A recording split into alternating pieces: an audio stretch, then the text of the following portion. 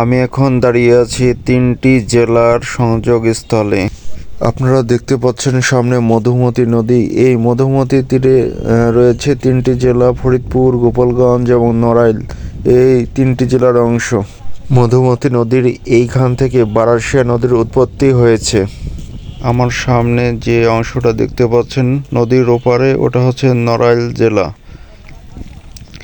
আর এখন যে স্থানটা দেখতে পাচ্ছেন এটা হচ্ছে গোপালগঞ্জ জেলার অংশ।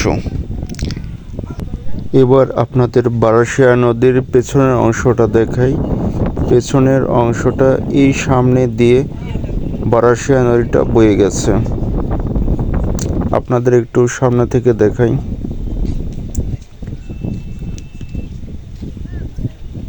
এবার দেখতে পাচ্ছেন বারাসিয়া নদীর পানিটা কতটা স্বচ্ছ।